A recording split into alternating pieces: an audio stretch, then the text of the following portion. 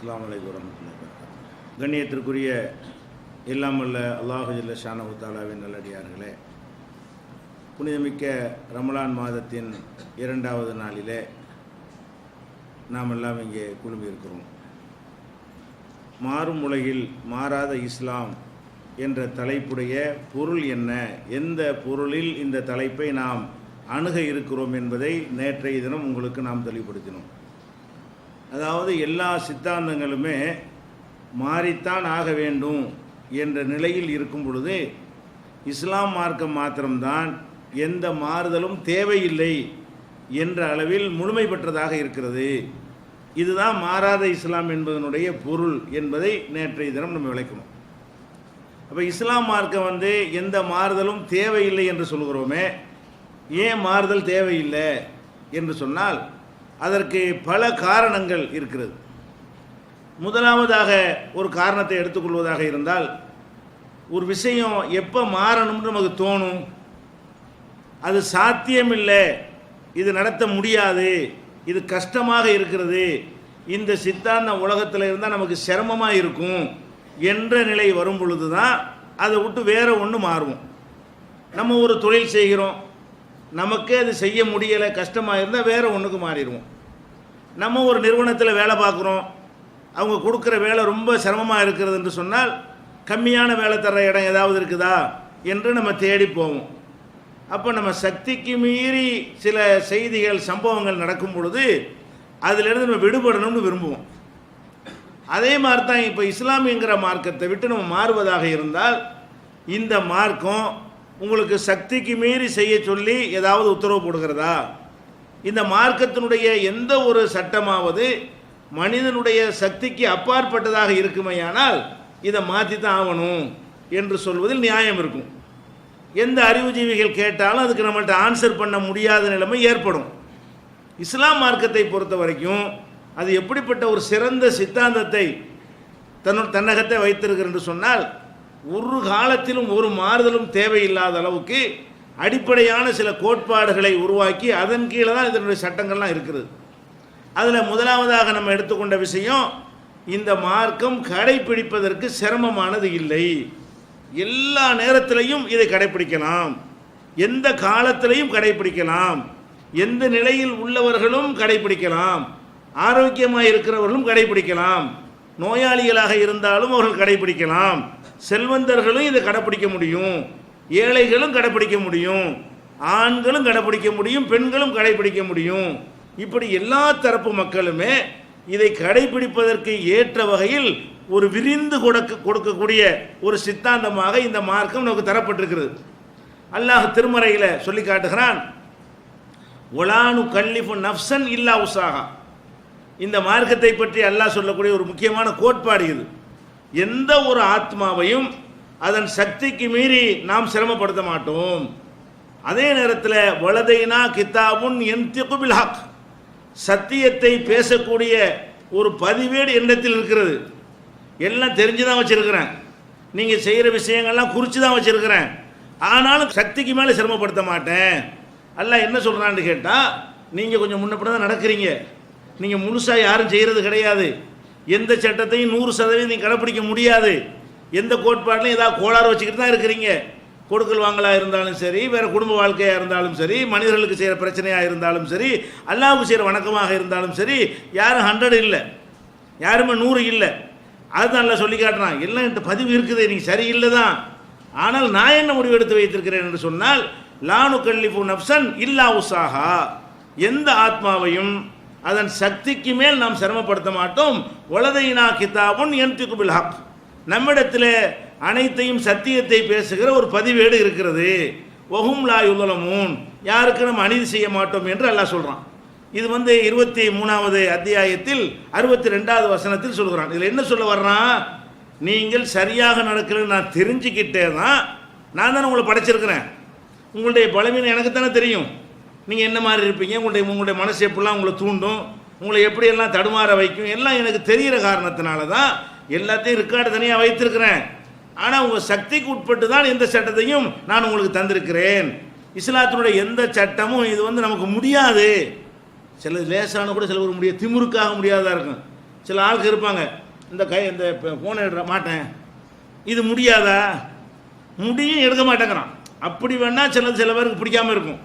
சில காரியம் வந்து அவனுக்கு சிரமமாக தெரியும், நிஜத்துக்கு சிரமமாக இருக்காது. அதை விட பெரிய பெரிய காரியத்தெல்லாம் போய் செய்வான். இந்த சின்ன காரியத்தை ரொம்ப கஷ்டமாக இருக்குங்க. இந்த மாதிரி வேண்டுமானால் மனமுரண்டாக சில விஷயங்கள் உங்களுக்கு கஷ்டமாக தோணலாமே தவிர, வேறு வேறு காரியங்களை நீங்கள் செய்கிறீர்களே அதனோடு ஒப்பிட்டு பார்த்தீர்களே ஆனால் அதை விட லேசானதாகத்தான் மார்க்கத்தினுடைய காரியம் இருக்கும். நீங்கள் வேறு உலகத்தில் வேலை செய்கிறீங்க, உலக காரியங்கள் ஈடுபடுறீங்க, சம்பாதிக்கிறீங்க, அனைத்துக்கு வேலைகளையும் பாருங்கள், பெரிய பெரிய கஷ்டத்தெல்லாம் செய்வீங்க. அவ்வளவு கஷ்டத்தை உங்களுக்கு அல்லாஹ் தந்திருக்கிறானா? இருக்காது, ரொம்ப லேசாக இருக்கும் என்ற அடிப்படை. இந்த அடிப்படை தான் என்ன செய்கிறது, மாறுவதற்கு தேவையில்லை என்பதற்கான முதல் காரணம்.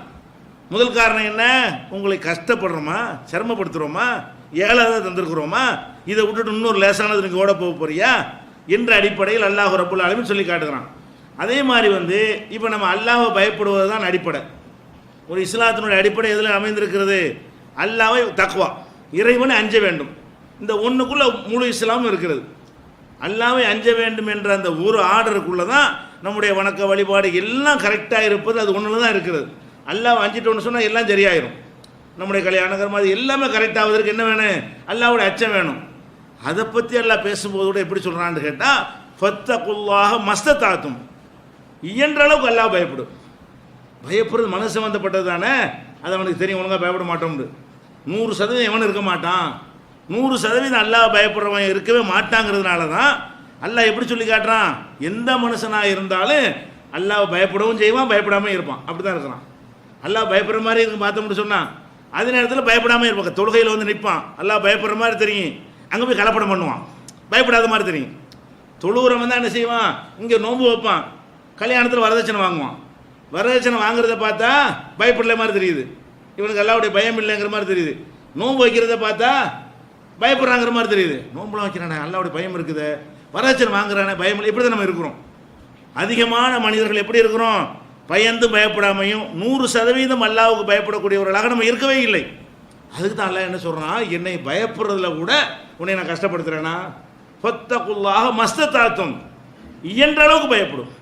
எவ்வளவுக்கு முடியுமோ அந்த கொஞ்சம் சிரமம் உனக்கு நஃப்ஸு இருக்கும், ஷைத்தான் ஒரு பக்கம் உன்னை கொண்டு போவான், இருந்தாலும் எவ்வளவுக்கு ஒன்னால் சாத்தியப்படுமோ அந்த அளவுக்கு நீ பயந்து நடந்து கொள் என்று இறைவனை அஞ்சுகிற ஒரு விஷயத்தில் கூட, பேசிக்கான அடிப்படை விஷயத்தில் கூட இஸ்லாம் எப்படி சொல்லுதுன்னா, முடிஞ்சதை செய்யி, முடிஞ்சதை செய்யுங்கிறத வேணா மாற்ற சொல்லுவானா? முடியாத செய்ய சொல்லுதுன்னா மாற்றலாம். முடிஞ்சதை செய்யடான்னு அதே மாற்றணும். இதுக்கு மேலே ஒரு நல்லது என்ன இருக்கும்? முடிஞ்சதை செய்ய என்கிற ஒரு சித்தாந்தத்துக்கு மேலே ஒரு சிறந்த சித்தாந்த உலகத்தில் இருக்குமா? இதை அல்லாஹ் 64வது அத்தியாயத்தில் 16வது வசனத்தில் சொல்லி காட்டுகிறான். இன்னும் சொல்ல போனால் சில நேரங்களில் இந்த மார்க்கம் சிரமமாக இருக்கும். அது வந்து மார்க்கத்தினால இருக்காது, மார்க்கத்தினுடைய போதகர்கள் செஞ்ச கோளாறுனால இருக்கும். மார்க்கம் லேசாக இருக்கும். இவங்கெல்லாம் பார்த்துட்டு 72,000 சடங்கு, 75,000 சம்பிரதாயத்தை உண்டாக்கி அதை சிரமமாக்கி கஷ்டமாக்கி நடைமுறைப்படுத்த முடியாமல் ஆக்கி வச்சுருப்பாங்க. அது குர்ஆனில் இருக்காது, அது நபி சொல்லியிருக்க மாட்டாங்க.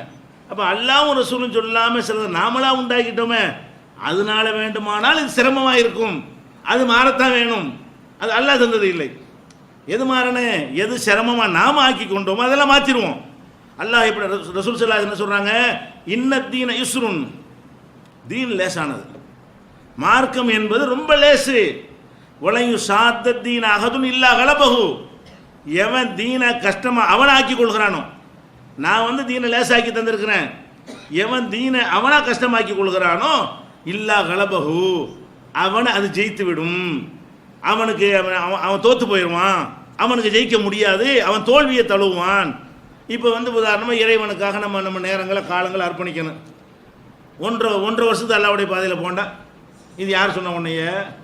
1.5 வருஷத்துக்கு அல்லாஹ்வுடைய பாதையில் போகிறன்னு ஊர் சுற்றி தெரிஞ்சா பொண்டாட்டி யார் பார்க்குறது, தொழிலை யார் பார்க்குறது, பிள்ளைகளை யார் பார்க்குறது, நம்ம குடும்பத்துக்கு செய்ய வேண்டிய கடமைகள், சொந்த பந்தங்களுக்கு செய்கிற உதவிகளை யார் செய்கிறது? இது வந்து அல்லாஹ் செஞ்சது இவனா உண்டாக்குனதா? உன்னை யார் இதெல்லாம் விட்டுட்டு அங்கே போக சொன்னது? அல்லாஹ்வுடைய பாதையில் போ, நல்ல காரியத்துக்கு நேரத்தை ஒதுக்கு, அதே நேரத்தில் மற்றதையும் செஞ்சுட்டு இருக்கணுமா? இல்லை, இது இவனா உண்டாக்குனது. ரசூல் ஸல்லல்லாஹு அலைஹி சொல்கிறாங்க, இது மாதிரி செஞ்சான்னு வைங்க அவன் தோற்றுருவான். தோற்று தான் போய்கிட்டு இருக்கிறாங்க. அவங்க அல்லாஹ்வுடைய பாதை நேரத்தை ஒதுக்கி கொண்டிருக்கிறார்கள், எல்லா விஷயங்களையும் நன்மைகளை இழந்து கொண்டிருக்கிறார்கள். குடும்பத்துக்கு செய்கிறது, உலகத்துக்கு செய்கிறது, ஊருக்கு செய்கிற விஷயங்கள் எல்லாத்துலேயும் அவர்கள் டோட்டல் ஃபெயில் மார்க் வாங்குறாங்க. ஒரு பரீட்சையில் ஒரே ஒரு சப்ஜெக்டில் மட்டும் மார்க் வாங்குறதுக்காக வேண்டி 5 சப்ஜெக்ட் போனால் ஒரு சப்ஜெக்டில் மார்க் வாங்குறாராம், 5 சப்ஜெக்டில் கோழி விட்டு வாங்குறாரு. அப்போ இந்த மாதிரியான ஒரு ஆளை நம்ம என்ன சொல்லுவோம்? அதுதான் ரசூல் ஸல்லல்லாஹு அலைஹி சொல்கிறாங்க, நீனா சிரமமாக்குனா தான் அது உனக்கு சிரமமாக இருக்குமே தவிர எந்த ஒன்றாவது உங்களுக்கு ரொம்ப கஷ்டமாக இருக்குது, சிரமமாக இருக்குன்னு யோசிச்சு பார்த்தீங்கன்னு சொன்னால் அது நம்ம உண்டாக்குனதாக இருக்கும். ஒரு காலம் இருந்தது, இப்போ எவ்வளோ மாறி போயிடுச்சு. ஒரு 20-15 வருஷத்துக்கு முன்னாடி பேர் வைக்கிறது கஷ்டமாக இருந்துச்சு. குழந்தைக்கு பேர் வைக்கிறதுக்கு 5 ஆண்டு திட்டம் போடுவான். ஏன்டா இன்னும் பேர் வைக்கல? வசதி இல்லையில. பேர் வைக்கிறதுக்கு வசதி, ஒரு பேரை சொல்லி கூப்பிட வேண்டியதானுங்க. பேர் வைக்கிறதுக்காக வேண்டி அதுக்கு பெரிய விருந்து வச்சு சொந்த பந்தங்களை அழைச்சி அதுக்கு பல ஆயிரம் செலவழிக்கும் போது என்ற காசு இல்லை, காசு வந்தோடனே பேர் வச்சுக்கலான் இருக்கிறேன். இந்த மாதிரியா வச்சுட்டு செல்லமாக ஒரு பேர் வச்சு கூப்பிடுவாங்க. போதும் பொண்ணு இப்படி வாயத்தை ஏதாவது ஒன்று என்ன செய்கிறது, பொண்ணு தாய் கண்ணுமா இது மாதிரி சொல்லி கூப்பிட்டு கொண்டு அப்புறமேலே வசதி வந்த பிறகு என்ன செய்வாங்க, பாத்திமா ஆயிஷான்னு ஒரு பேரை வைப்பாங்க. அப்போ இதெல்லாம் கஷ்டமாக யார் செஞ்ச வேலை? இது மார்க்கமா? சுன்னத்து எவ்வளோ கஷ்டமாக இருந்துச்சு. சுன்னத்து கல்யாணத்துக்கு இப்போ திருமணத்துக்கு எவ்வளோ சிரமப்பட்டு கொண்டிருக்கிறார்களோ இதே மாதிரி சுன்னத்து கல்யாணம்னு சொல்லி அந்த சின்ன பையனை குதிரையில் ஏற்றி அவனுக்கு ட்ரெஸ் எல்லாம் போட்டு அதெல்லாம் நடந்தா இல்லையா? இப்போ இல்லை. ஆனால் ஒரு 5-6 வருஷத்துக்கு முன்னாடி வரைக்கும் கூட இருந்தது பல ஊர்களில். அந்த மாதிரி ஊராக இரவு ஒரு மாப்பிள்ளையை சுற்றி இதுக்கு கஷ்டம் தானே இது? இந்த மாதிரி இருக்குமே, அதனால் எவன் சுண்ணத்து பண்ண முடியும்? அவன் ஏழைகள்லாம் சாத்தியப்படுமா? ஏழைகளுக்கு முடியாது. 4 பிள்ளை இருந்தால் என்ன வருதுன்னு. அப்போ இந்த மாதிரியாக சிரமப்படுத்துனது யார் வேலை? நம்ம உண்டாக்குனது. தீனு லேசாக தான் இருக்கிறது. ரசூல் ஸல்லல்லாஹு அலைஹி வஸல்லம் அவங்க பேர பிள்ளைக்கு சுண்ணத்து பண்ணாங்கன்னா எப்போ பண்ணாங்க தெரியலை, தேதியே தெரியலை. ஏன் தேதி தெரியலை? விளம்பரப்படுத்தலை. இதெல்லாம் விளம்பரப்படுத்தினாங்களா உலகத்துக்கு தெரிஞ்சு போயிருமே. ஹசன் ஹுசைனுக்கு சுண்ணத்து பண்ணாங்களா, பண்ணாம விட்டாங்களா? என்னைக்கு பண்ணாங்க? ரசூல் ஸல்லல்லாஹு அலைஹி வஸல்லமுடைய தாடியில் எத்தனை முடி இருந்துச்சு, தலையில் எத்தனை முடி இருந்துச்சுன்னு எண்ணி சொல்கிற சஹாபாக்கள் ரசூலுல்லாஹ்வுடைய பேர பிள்ளைக்கு இத்தனாம் தேதி இந்த மாதம் சுண்ணத்து செய்யப்பட்டுச்சு சொல்ல காணோம். ஏன் சொல்லலை? ஒருத்தருக்கும் சொல்லலை. ஒருத்தருக்கும் சொல்லாதனால ஒருத்தருக்கு அவ்வளோ ரகசியம். அப்போ இவ்வளவு எளிமையாக இந்த சுண்ணத்துங்கிறத உங்களுக்கு செய்ய இயலுமாக இருக்கும் பொழுது நம்மளாக உண்டாக்கி கொண்ட கஷ்டம் எங்கே கொண்டு நிப்பாட்டுது? அது இப்போ மார்க்கமே கஷ்டம், வேணாம்டா இந்த இஸ்லாம், இந்த இஸ்லாம் வேணாம்னு சொல்லுவாங்க. இதை மாற்ற தான் வேணும். இது மாறுகிற தன்மையில் இருக்கிற காரணத்தில் இதை மாற்ற வேண்டும். அல்லாஹ்வும் ரசூலும் தந்த மார்க்கத்தில் மாற்றம் செய்யணுமா? அது கஷ்டமே கிடையாது. அதைத்தான் ரசூல் ஸல்லல்லாஹு அலைஹி வஸல்லம் சொல்கிறாங்க, ஃபஸத்திது வகாரிபு, எல்லாம் நடுத்தரமாக வச்சுக்கோங்க. ஓவராக வணக்கம் அப்படி பார்த்து மூழ்கி போய் அப்படி மூழ்கிறாதீங்க. நடுத்தரமாக வச்சுக்கிறங்க, நிதானமாக நடந்து கொள்ளுங்கள். அதுதான் உங்களுக்கு நல்லது மார்க்கத்தில், வணக்க வழிபாடுகளில். இது புகாரியில் ரசூல் ஸல்லல்லாஹு அலைஹி வஸல்லம் சொன்ன இந்த செய்தி புகாரியில் 39வது ஹதீஸில் இடம்பெற்றிருக்கிறது. இன்னும் சொல்ல போனால் ரசூல் ஸல்லல்லாஹு அலைஹி வஸல்லமுக்கு ஒரு கேரக்டர், அவங்களுக்கு ஒரு குணாதிசயம் இருந்தது. நம்ம அந்த குணாதிசயத்தை நம்ம கூட கடைப்பிடிக்க மாட்டோம். இந்த சபையில் வச்சு என்ன செய்கிறோம், உங்கள்கிட்ட ஒரு அபிப்பிராயம் கேட்குறோம், ஒரு 2 விஷயத்தை சொல்கிறோம், இதையும் செய்யலாம் இதையும் செய்யலாம்னு. ஒன்று சின்னதாக இருக்குது, ஒன்று பெருசாக இருக்குன்னு வைங்க. அப்போ என்ன செய்வோம்? எல்லாருமே சின்னதாக இருந்து கேவலமாக நினைப்பாங்களே, பெருசாக தான் தேர்ந்தெடுப்போம். பெரிய விஷயத்தை நம்ம தேர்ந்தெடுப்போம். ஒரு சபையில் வச்சு கேட்கும் பொழுது பெருசு சின்ன 2 ஆப்ஷன் உங்களுக்கு கொடுத்து இதை செய்யுங்க இல்லாட்டி இதை செய்யுங்க, 100 ரூபா கொடுங்க இல்லாட்டி 50 ரூபா கொடுங்கிறோம். சபையில் வச்சு என்ன செய்வோம்? எல்லாருக்கும் தெரிகிற மாதிரி 100 ரூபா நமக்கு போட்டுக்கிறோங்க, ஏன் 50 ரூபான்னு சொன்னால் மட்டுமா நினைப்பானா? அப்படிங்கிறதுக்காக சொல்லுவோமா இல்லையா? ரசூல் ஸல்லல்லாஹு அலைஹி வஸல்லம் எப்படி செய்வாங்களாம், எந்த விஷயத்திலேயாவது 2 ஆப்ஷன் கொடுக்கப்பட்டால் இதையும் செய்யலாம் இதையும் செய்யலாம்ன்றோன்னா எது லேசுன்னு பார்ப்பாங்களாம். அல்லாஹ்வுடைய ரசூலுங்க எல்லாத்தையும் சிறப்பாக செய்யக்கூடிய ரசூல் ஸல்லல்லாஹு அலைஹி வஸல்லமுடைய கேரக்டர் எப்படி இருந்துச்சா, எந்த காரியத்திலேயாவது இருவிதமாக நீ செய்து கொள் என்று அவர்களிடத்தில் சொல்லப்படுமையானால், அல்லாஹ் சொல்வாளையானால், அப்படி ஒரு அனுமதி அல்லாஹ் கொடுப்பானையானால் அவர்கள் எதை தேர்ந்தெடுப்பார்கள்? லேசு எதுன்னு பார்ப்பாங்களாம். இது 2 இருக்குது, நம்ம பாட்டு கஷ்டத்தை தேர்ந்தெடுத்துவிட்டு காலமெல்லாம் சிரமப்படணுமா? இதில் மாதத்துக்கு நீ 10 நோன்பு வைக்கிறியா 3 நோன்பு வைக்கிறியான்னு கேட்டால் ரசூலுல்லாஹ் தேர்ந்தெடுப்பாங்க, 3 தான் தேர்ந்தெடுப்பாங்க. அல்லாஹ் ஒரு பேச்சு கேட்குறான்னு வைங்களேன், மாதம் 10 நோன்பு போய் இல்லைன்னா 3 நோன்பு போய். இப்போ என்ன செய்யணும்? நம்ம ரசூலுல்லாஹ் ஆன்மீகத்தில் நம்ம பத்துமாங்களா? இது கஷ்டம். 3ல் 1 செஞ்சிடலாம், லேசு. 2 அல்லாஹ் தான் சொல்கிறான், 2 மார்க்கம் தான் சொல்லுது. அப்போ 2 சொல்லும்போது எதை நீங்கள் தேர்ந்தெடுக்கணும்? லேசு தேர்ந்தெடுத்துட்டு போ அப்படி சொல்கிறாங்க ரசூல் ஸல்லல்லாஹு அலைஹி வஸல்லம். சொல்கிறாங்க, மா ஹுய்யிர ரசூலுல்லாஹி ஸல்லல்லாஹு அலைஹி வஸல்லம் பைன அம்ரைனி, 2 காரியங்களில் எதை வேண்டுமானாலும் செய்யலாம் என்று ரசூல் ஸல்லல்லாஹு அலைஹி வஸல்லம் அவர்களுக்கு சலுகை கொடுக்கப்பட்டால் அஹதுஹுமா ஐஸர் மினல் ஆகர், ஒன்று இன்னொன்றை விட லேசாக இருக்கிறது. 2 காரியங்களில் எதையும் செய்து கொள்ளலாம் என்று அனுமதி அளிக்கப்படுகிறது.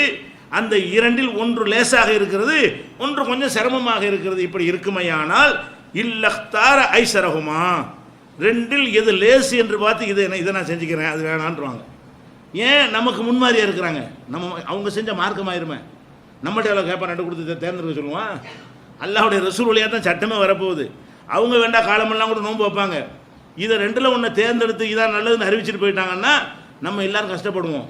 எதில் கவனம் செலுத்துகிறாங்க? அவங்க உள்ளது லேசாக இருக்கணும், மக்கள் சிரமப்படக்கூடாது, லேசானது. அப்போ ரசூல் ஸல்லல்லாஹு அலைஹி வஸல்லம் சுபாவமே இதுதானா? அல்லாஹ் எப்பவெல்லாம் ரெண்டில் எதை வேண்டாலும் செய்து கொள் என்று சொல்லுகிறானோ, யாரெல்லாம் நான் இதை செய்து கொள்கிறேன் என்று சொல்வார்கள், அது லேசானதாக இருக்கும். எது கொஞ்சம் சிரமமாக இருக்குமோ அதை விட்டுருவாங்க. எப்படி பொறுக்கி பொறுக்கி தர்றாங்க பார்த்தீங்களா? அல்லாவும் ரெண்டு ஆப்ஷனை வேறு கொடுக்குறான். ரசூல் ஸல்லல்லாஹு அலைஹி வஸல்லம் அதில் நுழைஞ்சிட செய்கிறாங்க. அந்த ஆப்ஷனை அழகாக பயன்படுத்தி, இல்லை எங்கள் மக்களுக்கு லேசானதை நான் கொடுப்பேன், என் உம்மத்துக்கு லேசானதை தான் நான் சட்டமாக்கி தருவேன் என்று சொன்னால் இது எதுக்கு மாற்றணுங்கிறீங்க? அல்லாவே ரெண்டு ஆப்ஷன் கொடுக்குற ஒரு விஷயமா இருந்தால் கூட அதில் உங்களுக்கு எதை தேர்ந்தெடுத்துறாங்க? அல்லாஹ்வுடைய தூதரே மிக லேசானது, செய்வதற்கு எளிதானது, கஷ்டம் இல்லாதது, இதை தருகிறார்கள் என்று இது முஸ்லீமில் 4295வது ஹதீஸில் இருக்கிறது. இன்னும் சொல்ல போனால் ரசூல் ஸல்லல்லாஹு அலைஹி வஸல்லத்துக்கு ரொம்ப கடுமையான கோபம் சில விஷயங்களுக்கு தான் வரும். அவங்கள திட்டினவங்க மேலெலாம் ரசூலுல்லாஹ் கோபம் வரல. ஒரு ஆள் கடன் கொடுத்துவிட்டு கேட்குறாரு.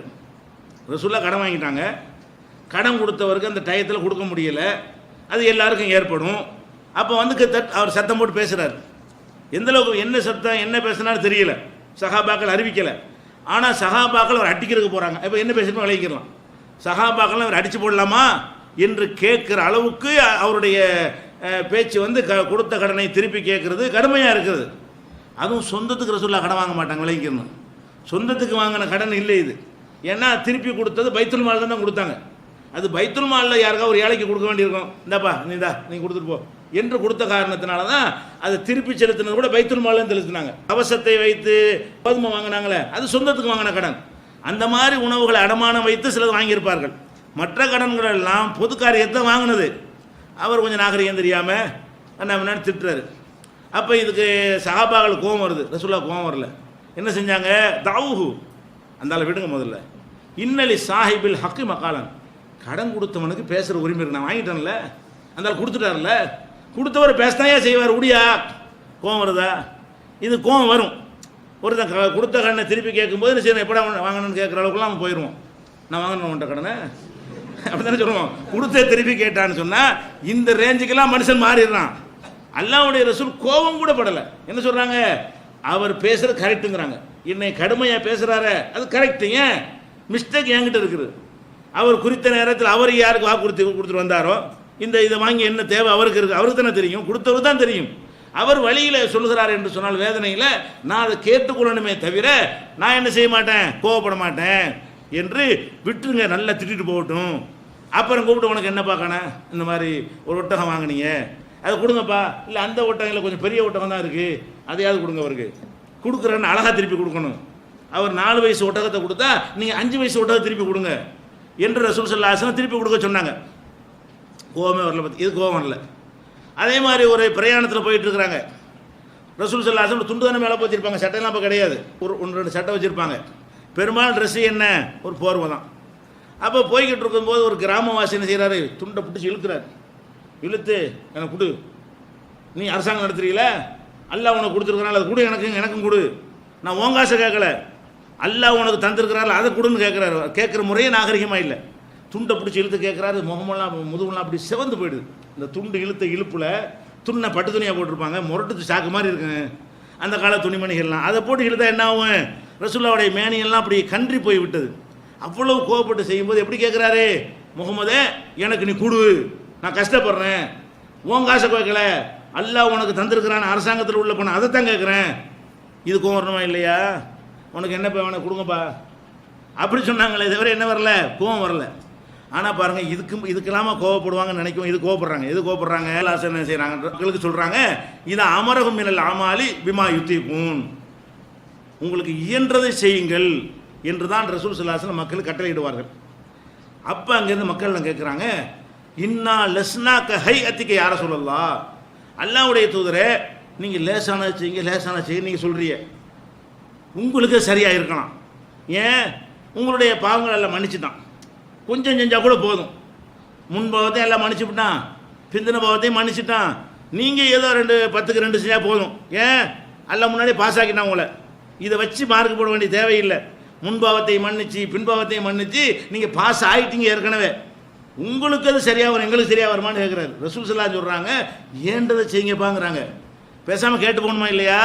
அவங்க என்ன செய்கிறாங்க, லஸ்னாக்க ஹை அத்திக்கு யார சொல்லலாம், அல்லாஹ்வுடைய தூதரே நாங்கள் உங்களை போலவா, நாங்கள் நீங்கள் ஒன்றா, இன்னல்லாஹ் கத் கஃபரலக மா தகத்தம மின் தம்பிக்க வமா தஅக்கர், உங்களுடைய முன்பாவத்தை எல்லாம் மன்னிச்சுன்னா பின்பாவத்தையும் மன்னிச்சுட்டான்னு சொல்கிறார். இது மாதிரி ஒரு தலைவன்ட்டு சொன்னால் அதை விட குஷி எதுவும் இருக்காது. இது பாராட்டு தானே. ரசூலுல்லாஹ் கஷ்டமான ஒன்று சொல்கிறாங்க, மக்கள் என்ன செய்கிறாங்க, நீங்கள் நாங்கள் ஒன்றா, தலைவா நீங்கள் யார் நாங்கள் யார் அப்படின்னு சொன்னால் இதுக்கு நிகரான ஒரு புகழே கிடையாது. ரசூல் ஸல்லல்லாஹு அலைஹி வஸல்லம் முகம்லாம் அப்படி கன்றி போய் கோவப்பட்ட சிவந்தர் முகத்தில் தெரிஞ்சு போயிடும். கோவப்பட்டாங்கன்னா முகம் அப்படி சிவந்து போயிடும், முகத்தில் காட்டிடுவாங்க. எல்லாத்துக்கும் கோவப்பட மாட்டாங்க. என்னடா இது இந்த மார்க்கத்தின் தல் கஷ்டமாக எது கோவம் வருது? அவங்களுடைய தனிப்பட்ட முறையில் எடுத்துக்கொண்டால் இது அவங்களுக்கு ஒரு புகழ். நீங்கள் நாங்கள் ஒன்றும் இல்லை, உங்கள் கிரேடு வேறு எங்கள் கிரேடு வேறு, நாங்கள் சாமானியர்கள் நீங்கள் உயர்ந்தவர்கள்ன்ற மாதிரி துணியில் இது அமைந்திருக்கிறது. ஆனால் அடிப்படை கோரிக்கை என்னவா இருக்கிறது, நீங்கள் லேசாக செஞ்சுருப்போம், எங்களுக்கு கஷ்டமான தாங்குங்கிறார். அதான் அர்த்தம். நீங்கள் கொஞ்சமாக செய்ய சொல்கிறீங்க, உங்களுக்கு சரியாக வந்துடு, நாங்கள் தப்பு தவறும் செய்கிற ஆளுங்க, நாங்கள் 100க்கு 100 செஞ்சதுன்னு கரெக்டாக வரும், எங்களுக்கு சிரமமானது தாங்க அப்படின்றதாக இதனுடைய அர்த்தம். ரசூல் ஸல்லல்லாஹு அலைஹி வஸல்லம் தன்னை புகழ்றாங்கன்னு பார்க்கல, மேட்டரை பார்க்குறான். ஆகா ஆபத்தாவுடைய எளிதான மார்க்கத்தை எல்லாம் தந்திருக்கிறான், கஷ்டமில்லாத மார்க்கத்தை தந்திருக்கிறான், சக்திக்கு மீறி எல்லாம் சிரமப்படுத்த மாட்டேங்கிற ஒரு மார்க்கத்தில் இருந்து கொண்டு இவர்கள் இப்படி கேட்கிறார்கள் என்று சொன்ன ஹத்தா யோரஃபல் கலபு ஃபி வஜீஹி, முகத்தில் அந்த கோபம் தெரிகிற அளவுக்கு கடுமையாக கோபப்பட்டு பிறகு சொன்னார்கள், இன்ன அத்காக்கும் வ அலமக்கும் லில்லாஹ், உங்களை விட நான் அல்லாஹ்வை அறிந்தவன். நான் அறியாமல் சொல்ல நினச்சிட்டு இருக்கீங்களா? அல்லாண்டா யாருன்னு தெரிஞ்சுக்கிட்டு தான் சொல்கிறேன், கம்மியாக செய்ய சொல்கிறேன். அல்லாஹ் என்னமோ அல்லாஹ் என்ன தெரியாத மாதிரி, அல்லாஹ் தெரியாத நிலையில் உங்களுக்கு கம்மியானதை உத்தரவு போடுறாங்கன்னு நினைக்கிற மாதிரி நீ பேசுகிற. அல்லாண்டா யாருன்னு நல்லா அறிந்து கொண்டு தான் செய்கிறேன். அல்லாஹ் எதை தான் எதிர்பார்க்குறான், உன்னிடத்தில் அதிகமாக எதிர்பார்க்கலை, உன்னை கஷ்டப்படுத்துறதை எதிர்பார்க்கவில்லை. அப்போ உன்னை விட அல்லாஹ்வை நான் அதிகம் அஞ்சுகிறேன், உன்னை விட அல்லாஹ்வை அதிகம் அறிந்து வைத்திருக்கிறேன். அறிந்து வைத்திருக்கிற அடிப்படையில் உனக்கு சொல்கிறேன், கொஞ்சமாக செய், முடிஞ்சதை செய், இயன்றதை செய், இயலாத போட்டு தலையில் எழுத்து போட்டு சின்ன செய்யாத என்று ரசூல் ஸல்லல்லாஹு அலைஹி வஸல்லம் இது கோபப்படுறாங்க. அப்போ இந்த மார்க்கத்தில் கஷ்டமாயிடக்கூடாது, எவ்வளோ கவனம் பார்த்தீங்களா? 2 விஷயத்தை கொடுத்து இது அதாண்டு கேட்டால் லேசை தேர்ந்தெடுக்கிறாங்க. சில ஆட்கள் தூண்டி விட்டு பெருசாக பார்க்குறாங்க. எப்படி பெரிய பெரிய கட்டளையாக தாங்க, கஷ்டமானதாக சொல்லுங்கள், நிறைய நன்மை அடிக்கிறோங்கிறாங்க. அதில் கோபப்படுறாங்க. எது கோபம்? அவர் என்ன தப்பு செஞ்சா கோபப்படுறாங்க? அவரை இஸ்லாத்தை மாற்றணுங்கிற மேட்டருக்கு வர்றாரு. இப்போ அதான அர்த்தம். அவர் சொல்கிற ரசூலுல்லாஹ் கேட்டு சட்டத்தை உண்டாக்கி இருந்தா இப்போ நம்ம என்ன பேசியிருப்போம்? ஏன்னா இவ்வளோ கஷ்டத்தை உண்டாக்கி நடக்குமோ, மாற்றினா தேவையில்லைன்னு நினச்சிப்போமா இல்லையா? அப்போ இந்த மாறாத இஸ்லாமாக இருக்க வேண்டும் என்பதற்காக ரசூல் ஸல்லல்லாஹு அலைஹி வஸல்லம் கோவப்பட்டு என்ன செய்கிறாங்க, அவரை எச்சரிக்கை பண்ணுறாங்க, இனிமேல் இப்படி செய்யக்கூடாது, லேசாக செஞ்சால் போதும். இது புகாரியில் நிறைய இடத்துல வருது, 20வது ஹதீஸில் நீங்கள் இதை பார்க்கலாம். அல்லாஹ் கூட குர்ஆனில் பல இடங்களில் பல விஷயங்களை சொல்லும் பொழுதெல்லாம் நீங்கள் அப்படி செஞ்சிடணும், மக்கள் நினச்சிடக்கூடாது, அவங்கள பலவீனம் நம்ம படைத்திருக்கிறோம், அதை அவங்க கவனத்தில் கொள்ளணும் என்பதற்காக வேண்டி அல்லாஹ் என்ன செய்கிறான், ஒகாலு சமயனா வ அத்தனா உஃப்ரானக்கு ரப்பனா வ இலைக்கல் மசீர், நாங்கள் செவியுற்றோம் கட்டுப்பட்டோம். மூமின்களை பற்றி, நல்ல அடியார்களை பற்றி அல்லாஹ் பேசும்போது இப்படி சொல்கிறான். அந்த நல்ல மூமின்கள் சொல்கிறார்கள், சமயனா வ அத்தனா, நாங்கள் செவியுற்றோம் கட்டுப்பட்டோம் என்று சொல்கிறார்கள். அப்படின்னா என்ன அர்த்தம்? யா அல்லாஹ் நீ என்ன சொன்னாலும் நான் கேட்போம், என்ன சொன்னாலும் செய்வோம். சமயனான்னு சொன்னால் செவியுற்றோம் என்றால் இறைவா நீ என்ன சொல்கிறாயோ அதை காதில் கேட்போம். அத்தனா என்று சொன்னால் அதை செயலில் காட்டுவோம். நீ என்ன சொன்னாலும் நாங்கள் காதால் கேட்டு செயல்படுத்துவோம் என்று அந்த முஃமின்கள் சொல்கிறார்கள். அப்படின்னு சொல்லிட்டு அல்லாஹ் என்ன செய்கிறான், லானு கல்லிஃபுல்லாஹு நஃப்சன் இல்லா உஸாஹா, நீங்கள் செவியுறுங்கள், கண்டிப்பாக செவியுறுங்கள், கட்டுப்படவும் செய்யுங்கள். அதுக்கு அல்லாஹ் எப்படி உங்கள்கிட்ட விரும்புகிறான், ஆயு கல்லிஃபுல்லாஹு நஃப்சன் இல்லா உஸாஹா, எந்த ஒரு ஆத்மாவையும் அதன் சக்திக்கு மேல் அல்லாஹ் சிரமப்படுத்த மாட்டான். நீ செவியுற்றோம் கட்டுப்பட்டோம் என்பதெல்லாம் எதுக்கு தான், முடிஞ்ச அளவுக்கு நீ செய்யி. இதுக்கு நிறைய விரிவுகள் ரசூலுல்லாஹ்வுடைய வரலாறுல நிறைய சம்பவங்கள் இருக்கிறது. பொதுவான பேசிக்கு முதல்ல தெரிந்து கொள்கிறோம். அப்போ இப்படி எல்லாம் சொல்லி காட்டுகிறான். அதுக்கப்புறம் சொல்கிறான், ரப்பனா லா துஆஹிதுனா இன் நஸீனா, இறைவா நாங்கள் மறந்துட்டா எங்களை பிடிச்சிடாத, நாங்கள் மறந்து அதை செஞ்சுட்டோன்னு வை, அதுக்கு எங்களை கேள்வி கேட்காதே என்று அவர்கள் பிரார்த்தனை செய்ய வேண்டும். அப்படின்னா என்ன கேட்க மாட்டேன்னு அர்த்தம். மறதியாக ஏதாவது செஞ்சிட்டோம்னு சொன்னால் அல்லாஹ் கேள்வி கேட்க மாட்டான். அக்தனா தவறுதலாக நாங்கள் ஏதாவது செய்து விட்டால் அதையும் அல்லாஹ் என்ன செய்ய மாட்டான், கேள்வி கேட்க மாட்டான். இப்படி பிரார்த்தனை செய்யுங்கள் அல்லாஹ் சொல்லித்தரான். தவறுதலான என்ன அர்த்தம், இதை தூக்கி எடுத்து கீழே தூக்கி வைக்கிறேன், ஒரு ஆள் மண்டையில் விழுந்துருச்சு, மண்டையில் போடணும் போட்டேன் இல்லை, இது கீழே வைக்க போகும்போது தவறி விழுந்து மண்டை உடைஞ்சு போச்சுன்னா இதுக்கு எல்லாம் கேள்வி கேட்பானா? அவர் என்ன கோவப்படுவார், மன்னிப்பு கேட்டு ஏதாவது நஷ்டம் கொடுத்துக்கலாம், அது ஒரு விஷயம். அல்லாஹ் ஏன்டா மண்டை உடைச்சுன்னு கேட்பானா? கேட்க மாட்டேங்க. தவறு செஞ்சது, தவறுதலாக செய்யும் பொழுது ஒன்று கேள்வி கிடையாது. அது மாதிரி அல்லாஹ் கேட்க சொல்றான், ஒலா தஹமில் அலைனா இஸ்ரன் கமா ஹமல் தஹு அலல்லதீன மின் கபலினா, இறைவா எங்களுக்கு முன்னால் வாழ்ந்த சமுதாயத்துக்கு சிரமத்தை கொடுத்திருந்தாயே அந்த மாதிரி சிரமத்தை எங்களுக்கு தந்துடாதே. ஒரு குறிப்பிட்ட நாளில் தொழிலே பண்ணக்கூடாது, நமக்கு ஜும்மாவுக்கு அரை மணி நேரத்துக்கு நமக்கு முடிய மாட்டேங்குது, அதுவே கஷ்டமாக இருக்குங்கிறீங்க. அவங்க தான் அவனுக்கு என்ன ஒரு காலத்தில் இருந்துச்சு, வெள்ளி அந்த சபத்து சனிக்கிழமை வந்துருச்சுன்னு சொன்னால் அன்னைக்கு ஃபுல்லாக மீன் பிடிக்க போகக்கூடாது, மீனவர்கள் அவங்க மீன் பிடிக்க போக, அப்படி இல்லாமல் நமக்கு சிரமம் இருக்குது. நம்மளை கேட்க சொல்கிறான்ல, கேட்க சொன்னால் என்ன அர்த்தம், தருவேன்னு அர்த்தம். உங்களுக்கு அந்த மாதிரி சட்டம் இல்லைன்னு அர்த்தம், அதுக்கு தானே கேட்க சொல்கிறான். அல்லாஹ் ஒன்றை கேட்குமாறு நமக்கு போதனை செய்வானே ஆனால் அதை செஞ்சு தருவான்னு அர்த்தம். அவன் செஞ்சு தராத உன்னை என்கிட்ட கேளுன்னு சொல்லுவானா? சொல்ல மாட்டான். அப்போ அல்லாஹ் நம்மளை எப்படி கேட்க சொல்கிறான், இறைவா லா தஹமில் அலைனா இஸ்ரன் கமா ஹமல் தஹு அலல்லதீன மின் கபலினா, எங்களுக்கு முன்னர் வாழ்ந்த மக்களுக்கு எப்படி சிரமங்களை சுமத்தி இருந்தாயோ அந்த சிரமத்தை எங்களுக்கு சுமத்தாதே. அப்போ இந்த மார்க்கம் எப்படி உங்களுக்கு தரப்பட்டிருக்கு என்று சொன்னால், எப்படி தருவதாக அல்லாஹ் இதில் உறுதி சொல்கிறான் என்றால், முந்தைய சமுதாயத்துக்கு இருந்த சிரமங்களை எல்லாம் நீக்கிவிட்டு உங்களை ஒரு தனி சிறப்பு கவனத்தோட எளிமையான முறையில் இருக்கணும், நாளைக்கு ஒருத்தன் இதை மாற்றணும்னு சொல்லக்கூடாத வகையில் லேசாக ஆக்கி தந்திருக்கிறேன் என்று அல்லாஹ் இதன் மூலம் சொல்லித் தருகிறான். அதே மாதிரி ஒலா துஹம்மில்னா மாலா தாக்கத்தலனா பிஹி, இறைவா எங்களுக்கு தாக்கத்து சக்தி இல்லாத ஒன்றை எங்களுக்கு சட்டமாக்கிறாதே, எங்களுக்கு செய்யவே இயலாது, அதை நீ சட்டமாக்கிவிடாதே என்று எல்லாம் கேட்க சொல்கிறான். அப்போ என்ன அர்த்தம், ஆக மாட்டான்னு அர்த்தம். இறைவன் அப்படி நம்மளை கேட்க சொல்கிறான் என்று சொன்னால் நம்ம சக்திக்கு மீறின ஒரு விஷயத்தையும் அவன் தரவே மாட்டான் அப்படிங்கிறது விளங்குறது. இது திருக்குறானில் 2வது அத்தியாயத்தில் பக்ராவில் 285 286 இருக்கிறது. இதுபோக நபிகள் நாயகம் ஸல்லல்லாஹு அலைஹி வஸல்லம் அவங்களும் பொதுவாகவே இதில் கவனமாக இருப்பாங்க. ஒருத்தர் வருவார், அல்லாஹ்வுடைய தூதரே நாங்கள் நீங்கள் சொல்வதை கேட்டு கட்டுப்படுறோம், அது ஒரு வழக்கம் இருந்தது. ரசூல் ஸல்லல்லாஹு அலைஹி வஸல்லம் ஹயாத்தோடு இருக்கும் பொழுது அவங்கள்ட்ட உறுதிமொழி எடுப்பார்கள். ரசூலுல்லாஹ்க்கு பின்னாடி யாரும் இந்த உறுதிமொழி எடுக்கலை. அல்லாஹ்வுடைய தூதருங்கிற முறையில் என்ன செய்வாங்க, ஒரு தடவை வருவாங்க, இஸ்லாத்தை ஏற்றுக்கொள்வாங்க, ஏற்றுக்கொண்டு சமயனா ஆத்தானா யார் அல்லாஹ்வுடைய தூதர் நீங்கள் சொன்ன நான் கேட்போம், கட்டுப்பட்டு நடப்போம் என்று சொல்வார்கள். ரசூல் ஸல்லல்லாஹு என்ன செய்வாங்கன்னா அதில் ஒரு கரெக்ஷன், அப்படி சொல்லாத, சமயனா ஆத்தானா மட்டும் சொல்லாத, யக்கூலுலனா ஃபீமஸ்த தாத்தும், இயன்ற வரைக்கும் சேர்த்து சொல்லு. ரசூல் அப்படி சொல்லுவாங்க, அல்லாஹ்வுடைய தூதரை நீங்கள் என்ன சொன்னாலும் கேட்பேன் அப்படின்னு அவங்க சொல்லுவாங்க.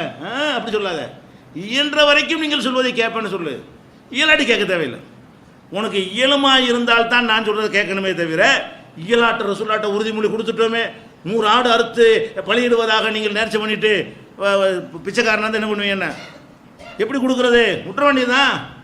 நீங்கள் ஏதாவது வயிற்று வலி வரும் தாங்க இல்லாமல், எல்லாம் ஒரு 10 ஆடு அறுத்து நான் அதை செய்கிறேன்ருவீங்க, கடைசியில் வயிற்று வலி போயிடும், 10 ஆட்டுக்கு எங்கே போகிறது, ஏதோ அந்த வேதனையில் சொல்லிவிட்டோம், அவனுக்கு தான் அந்த வேதனை வழியில் சொல்லிவிட்டோம், அவனுக்கு அந்த சக்தி இல்லை, கொடுக்க முடியல. சில பேருக்கு முடியும், ஒருத்தன் இப்படி சொல்லி தொலைச்சிவிட்டான், இவனுக்கு கேட்பான் அல்ல ஏன்டா கொடுக்கலண்டு, 7 குட்டு தள்ளிட்டு 3 நோம்பு வச்சு போயிட்டுறா சாம, முடிஞ்சா செய்ய முடியாட்டி போ, இப்படி சொல்கிற மார்க்கம் இது.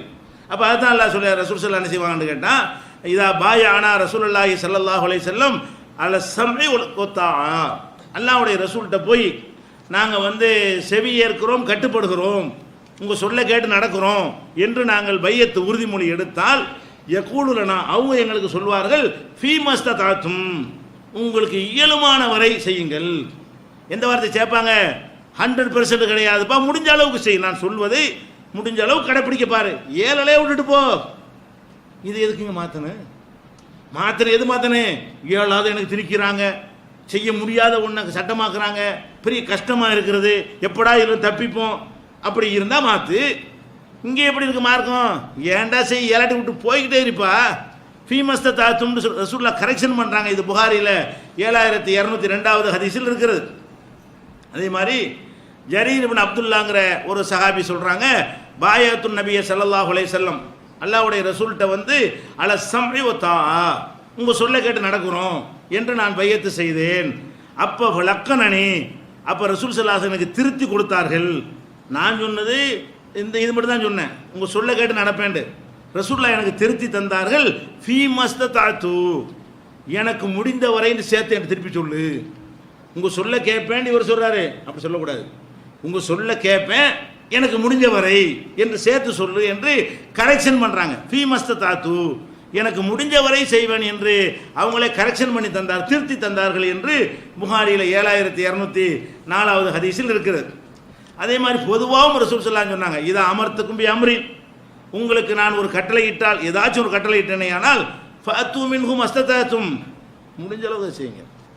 இஸ்லாத்தினுடைய எல்லா கட்டளைகளுமே முடியாதவனை பிடிச்சி கசைக்கு புழிஞ்சி அதை செய்ய வைக்கிற விஷயம் கிடையாது. இயன்றவரை செய்யுங்கள். இது புகாரில் 7288வது ஹதீஸில் இருக்கிறது. அப்போ இதில் இது பொதுவான அடிப்படை நமக்கு என்ன சொல்கிறது என்று சொன்னால், இஸ்லாத்தில் உள்ள எந்த சட்டமாக இருந்தாலும், கொள்கையாக இருந்தாலும், கோட்பாடாக இருந்தாலும் மனுஷனுக்கு ஏழும்டா தான் இஸ்லாம் செய்ய சொல்லுது. இன்னும் சொல்ல போனால் உள்ளதுலேயே ரொம்ப முக்கியமான விஷயம் ஈமான், அல்லாஹ்வை நம்புறது. அதில் அது கஷ்டமும் கிடையாது. நம்புறது கஷ்டமா? கஷ்டம் கிடையாது. செயல்படுறது தான் கஷ்டங்க. அல்லாஹ் ஒருத்தன் மனசில் நினைக்கிறது பெரிய பாரமாக இருக்கு, அது ஒரு பாரம் கிடையாது, ரொம்ப சிரமமெல்லாம் கிடையாது. ஆனால் அந்த மாதிரியான ஒரு விஷயம் லேசாக இருந்தும் கூட அது அடிப்படையாகவும் இருக்குது. அது கரெக்டாக இருந்தால் தான் அமல்களுக்கு கூலி கிடைக்கும். அல்லாஹ்வை சரியாக நம்பலன்னு வைங்க, எந்த அமலுக்கும் அல்லாட்ட கூலி கிடைக்காது. இப்போ அதில் கூட அல்லாஹ் என்ன செய்கிறான்னு கேட்டால், ஒரு கலவரம் நடக்கிறது, ஒரு பெரிய நெருக்கடியான நிறைய ஏற்படுகிறது. அந்த நேரத்தில் என்ன செய்கிறான், உன்னை மிரட்டுறான் ஒருத்தன், டேய் அல்லாஹ் இல்லைன்னு சொல்லு. ஒரு இடத்துல மாட்டிக்கிட்டீங்க, அல்லாஹ் இல்லைன்னு சொல்லிட்டு கொண்டு வருவாங்கிறான். இந்த இடத்துல உங்களுக்கு இயல் என்ன, தப்பிச்சு போகணுன்னா ஓடி போயிருங்க. முடியலைன்னா என்ன செய்யுங்க, அல்லாஹ் இல்லை பெண்ணடா அப்படின்னு போயிட்டு இருக்க வேண்டியதான். இது அல்லாஹ் கேட்பானா? கேட்க மாட்டான். எந்த அளவுக்கு அல்லாஹ் இயன்ற அளவுக்கு செய்ய சொல்கிறான்னு. இபாதத்தை விடுங்க, வணக்க வழிபாடுகள் அது செயலில் விட்டுருங்க. ஈமான் சம்பந்தப்பட்ட அடிப்படை லா இலாஹ இல்லல்லாஹ்ங்கிற ஒரு மேட்ரு, அதுக்கு மாற்றமாக உன்னை சொல்ல சொல்கிறான். அல்லது ஒரு கல்லை காட்டி இந்த கல்லை கும்பிடுங்கிறான். இந்த கல்லை கும்பிட்டா தான் உன்னை விடுவேங்கிறான். ஒரு கல்லை கொண்டா வச்சு இவர் தான் உனக்கு கடவுள், இதை கும்பிடலன்னா அவர் தலையை செய்வாங்கிறான். இவன் என்ன செய்யணும், தப்பிச்சு போகிறதுக்கு வாய்ப்பு இருக்கான்னு பார்க்கணும். அது செய்யாமலே முடிஞ்சால் செஞ்சுக்கிறேன்னு. ஏலாதா இதை செய்யற தலையை செய்வானா? அப்போ அதுக்கு எல்லாம் என்ன வழி சொன்னான்ல, இல்லாமன் உக்குரிக கல்புகு முத்துமையினும் பில் ஈமான், உள்ளத்தில் கரெக்டாக நம்பிக்கையை வைத்து கொண்டு வெளிப்படையாக இதை செய்து விட்டவனுடைய தவறு மன்னிக்கப்படுகிறது. எதை மன்னிக்கிறாங்க? எப்படிப்பட்ட லேசானமாக இருக்கும். அல்லாஹ் ஒருத்தன்னு சொல்கிறதுக்கே முடியாமல் இருந்தால் ரெண்டெல்லாம்னு சொல்லிட்டு போய்கிட்டே நீ வாயினால் மனசில் கரெக்டாக வச்சுக்க. மனசில் உள்ளது முடியலைன்னு ஒன்று சொல்ல அதில் மனசில் ஒரு இல்லான்னு சொல்ல முடியாதா? அது கஷ்டமா? அது ரொம்ப ஈஸியானது தானே. மனசால் நம்புகிற விஷயம் முடியாது கிடையாது. எது முடியலை? மனசில் இருக்கிற விஷயத்தை வெளியில் சொல்ல இயலலை என்று ஒரு நிலை வறுமையானால், அந்த நேரத்தில் நம்மளை காப்பாற்றி கொண்டோமையானால் நம்மளை சார்ந்திருக்கிற குடும்பத்தை காப்பாற்றலாம், நம்ம எவ்வளோ நல்ல மல்கள்லாம் செய்யலாம். வாயினால தான் சொல்கிறோம், உள்ளத்தில் கசர் கொஞ்சம் கூட இல்லை. இது எல்லாம் விட்றானுங்க. இதுக்கே முடிஞ்ச அளவுக்கு தானே செய்ய சொல்கிறான். அல்லாஹ் ஒருத்தங்கிற விஷயத்தில் கூட முடிஞ்சால் செஞ்சுட்டு போ, இல்லாட்டி வாயினால் 2-3 சொல்லிட்டு போ.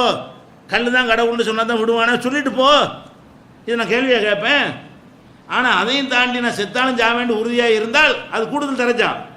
அப்படியும் இருந்தார்கள். பிலால் போன்றவர்கள் அப்படியும் இருந்தார்கள். ரசூலுல்லாஹ்வுடைய காலத்தில் 2 விதமான சகாபாக்கள் இருந்தாங்க. பிலால் என்ன பண்ணுவார், சொல்லத்தானே சொல்கிறான், நீ பாட்டு வாயினால் சொல்லி போயிட்டு வருவேன். முடியாது, நாக்கு சொல்கிறது உள்ளத்தில் உள்ளதான் நாக்கும் சொல்லும்பார். திருப்பி திருப்பி அடிப்பாங்க. வாங்கிட்டு அது தப்பு கிடையாது. அதுதான் உங்களுக்கு அது தியாகம் பண்ண தயாராக இருந்தால் அவனுக்கு உயர்ந்த கிரேட் இருக்கிறது. ஆனால் சில பேர் என்ன செய்வாங்க, ஈமானை மறைச்சிக்கிட்டு வாழ்ந்தாங்க. மக்காவில் இருக்கும்போது முஸ்லீம்னு காட்டி கொண்டாலே ஆபத்து, கொண்டு விடுவாங்க, சொத்தெல்லாம் பறிச்சுக்கிடுவாங்க, கூட மாடர்களை கொண்டுவாங்க, ஊரை விட்டு விரட்டி விட்டுருவாங்க. அந்த மாதிரியான ஒரு நிலைமை இருக்கும் பொழுது என்ன செய்கிறாங்க, ஆகான்னு சொல்லி ரசூலுல்லாஹ்வை சந்திக்கிறது, ரகசியமாக சந்திக்கிறது, ராத்திரியில் சந்திக்கிறது, கள்ளத்தனமாக வந்து பார்த்துக்கிறது, வெளியில் பார்த்தா அவங்க மாதிரி நடந்துக்கிறது. இப்படிலாம் இவங்கெல்லாம் குற்றவாளிகளா? இது இயன்றது, அதை இயன்றது அவருக்கு அவ்வளோதான் முடிகிறது. டெய்லி அடி உதவாங்க. 7 மாணவர்கள் அடி உதவி வாங்கினாங்க. 7ஆவதவங்க என்ன செஞ்சாங்க, இப்படி சொல்லிக்கொண்டு ரகசியமாக ஈமானை மறைத்து கொண்டவர்கள் இருந்தார்கள்.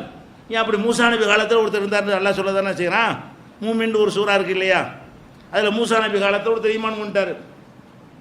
அப்போ அவரை போய் தாக்க போகிறாங்க. அப்போ உடையாடுறாரு, கால ரஜுலுன் மூமினுன் எக்துமு ஈமானை மறைத்து கொண்டு ஒருத்தர் வாழ்ந்தார். அவர் ஓடி வந்து மூசாட்ட சொல்கிறார், மூசா உன்னை கொள்றதுக்கு திட்டம் போடுறாங்க, ஓடி போயிரு அப்படின்னு. ஓடி போயிட்டாங்க மூசா நபி. அப்போ ஒரு ஈமானை மறைத்து கொண்டவரை மூமின் என்று சொல்லி வர்ணித்து அந்த பேரில் சூறாவே இருக்குது. மூமின்கிற ஒரு சூறாவே என்ன இருக்குது, குர்ஆனில் இருக்குது. அப்போ அப்படியெல்லாம் மனசில் மறைத்து கொள்கிறார்கள். அதெல்லாம் இயன்றது செய்கிற மேற்று தானே. அப்போ இந்த மார்க்கத்தினுடைய எல்லா விஷயங்களும் எப்படி இருக்குன்னு கேட்டால் இயன்றது முடிஞ்சதை செய்யுங்க. அதே மாதிரி எல்லாம் சொல்லி காட்டுறான். வல்லதீன ஆமனு வஅமிலு ஸாலிஹாத், நல்லறங்கள் செய்து ஈமான் கொண்டு நல்லறங்கள் செய்கிறார்களே அவர்கள் சொர்க்கம் இருக்குன்னு சொல்லிவிட்டு லா நுகல்லிஃபு நஃப்ஸன் இல்லா உஸா, நல்லறம் செய்கிறதுனா ஒரே பள்ளிவாசல் உட்காந்துட்டு இருக்குன்னு அர்த்தம் கிடையாது. லா நுகல்லிஃபு நஃப்ஸன் இல்லா உஸாஹா, எந்த ஆத்மாவையும் சக்திக்கு மீறி நான் சிரமப்படுத்த மாட்டேன். அதை விளங்கிக்கிட்டு நல்லறம் செய். நல்லறம் செய்ய உனக்கு சொர்க்கம் இருக்குது, ஆனால் உன்னை விளங்கிக்க சிரமப்படுத்த மாட்டேன். உன் சக்தி இருக்கான்னு நான் பார்ப்பேன். நான் படைச்சவனுக்கு எனக்கு தெரியும் இது மனிதனுக்கு ஏழுமா, இதை மனுஷனுக்கு சிரமம் இல்லாமல் செய்து முடிச்சிட ஏழுமான்னு பார்ப்பேன். ஏழும்னா செய்யுமே, இல்லைன்னா விட்டுருவேன். அல்ல சிலருக்கு ஏழும் சிலருக்கு ஏழாதா இருந்தால் ஏழுங்கிறவன் செய்ய, ஏழாத விட்டுட்டு போ. இப்போ ஹஜ்ஜி ஒரு கடமை இருக்கிறது, எல்லாத்துக்குமா கடமை.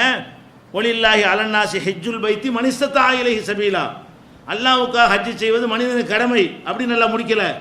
எவனுக்கு போக இயலுமோ அவனுக்குன்ட்டான்ல. அது கூட ஹஜ்ஜிங்கிற அவ்வளோ பெரிய கடமையை கூட தன்னுடைய முதல் ஆலயத்தை போய் பார்க்குற தரிசிக்கிற அந்த ஒரு விஷயத்தை கூட எல்லாம் என்ன பண்ணுறான், ஹஜ்ஜு கடமைன்னு முட்டையாக சொல்லல. அவனுக்கு தெரியும் தொழுகை மாதிரி செய்ய முடியாது, தொழுகை மாதிரி சிரமம் இல்லாமல் அனைவரும் செய்ய முடியாது.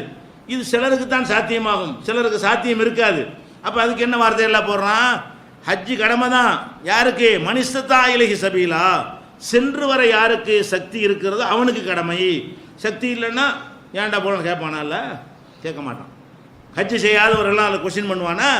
எவனுக்கு காசு பணம் இருந்து உடல் ஆரோக்கியம் இருந்து கொடுக்கல அவன் பேரும் வந்து அதுக்கு பிறகு அவன் போகாமல் இருந்தானா ஏன்டா போகலன்னு என்ன செய்வான், மூத்தா போகிறதுக்குள்ளே போகலன்னு கேட்பான். அது எல்லாரும் கேட்பானால. அப்போ இந்த மாதிரியாக நம்மளுக்கு இந்த மார்க்கம் எப்படி நமக்கு தரப்பட்டிருக்கு என்று சொன்னால் எந்த ஒன்றும் நமக்கு சிரமமாக இருக்காது. வணக்கமாக இருந்தாலும் கொள்கையாக இருந்தாலும் கோட்பாடாக இருந்தாலும் கஷ்டப்பட்டு செய்யணுங்கிற மாதிரி ஒன்றுமே கிடையாது. அதுக்கு தான் நல்ல அமல்களுக்கு சொல்லும் பொழுது எப்படி சொல்லப்படுதுன்னா, நல்ல அமல் செய்தவர்களுக்கு சொர்க்கம், அதே நேரத்தில் நல்ல அமல்னு சொல்லி மூழ்கிறாத. நான் எதிர்பார்க்குற நல்லறம் என்னென்னா உன் சக்திக்கு உட்பட்ட நல்லறம், அதில் சேர்த்து ஜாயிண்டாக சொன்னான். உள்ளதீன ஆமனும் வஅமிலு ஸாலிஹாத் என்று சொல்லிவிட்டு லா நுகல்லிஃபு நஃப்ஸன் இல்லா உஸாஹா, எந்த ஆத்மாவையும் சக்திக்கு மீறி நான் சிரமப்படுத்த மாட்டேன் என்று 7வது அத்தியாயத்தில் 42வது வசனம் சொல்கிறான். இதில் எந்த அளவுக்கு அல்லாஹ் பார்க்குறான்னு பாருங்களேன். ஒருத்தர் என்ன செய்கிறாருன்னா, ரசூலுல்லாஹ் பல தடவை கேட்ட சம்பவம் தான். இது வேற ஒரு கோணத்துக்கு நம்ம இதை சொல்லி காட்டுகிறோம்.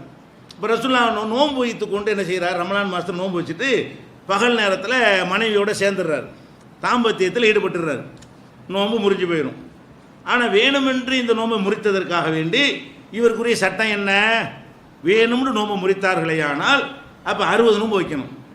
இயலாமல் முறிக்கிறது, வயிற்று வலி வந்துருச்சு, ஒரு ஊசி போட்டு முறிக்கிறோம், அப்படி மறந்துட்டு அப்படி அது வேறு விஷயம்.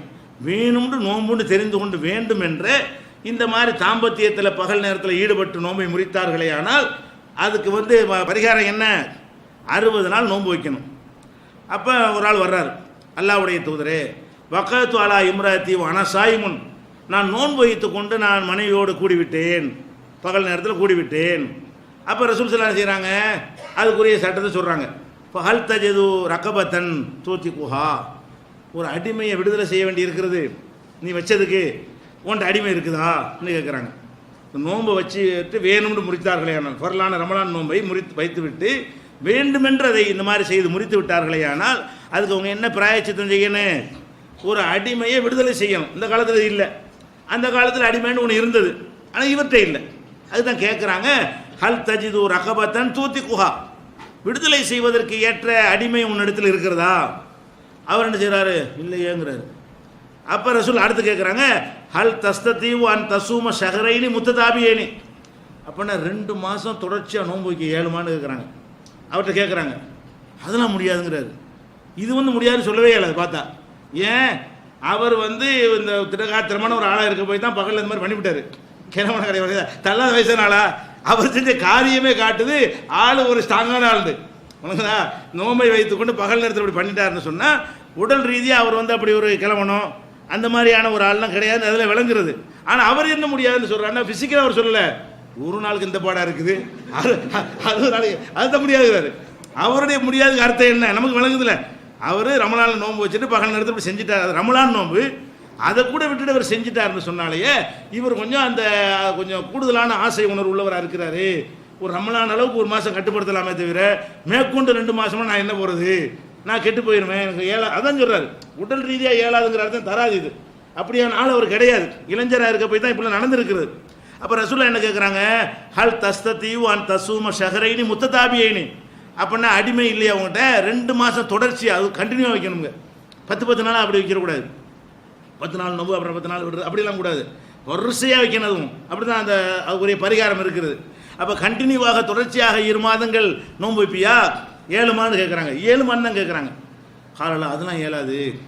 அப்போ என்ன செய்கிறாங்கன்னு கேட்டால், ஹல் தஜிது இத்தாம சித்தீன மிஸ்கீனன், அப்படின்னா ஒரு 60 ஏழைக்கு நீ சாப்பாடு கொடுக்கணும். நீ செஞ்ச வேலைக்கு ஒரு அடிமையை விடுதலை செய்யணும். அது ஏழலைங்கிறியா, பரவாயில்லை. 2 மாதம் நோம்பு தொடர்ச்சியாக வை, அதுவும் 7 லட்சம் பரவாயில்லை. ஒரு 60 ஏழைக்கு சாப்பாடை போடும் அப்படிங்கிறான். அது 3வது பரிகாரம். அது ஃபஸ்ட்டு அடிமை, 2வது 2 மாதம் நோன்பு. இந்த தர்த்தீப்படி தான் செய்யணும்.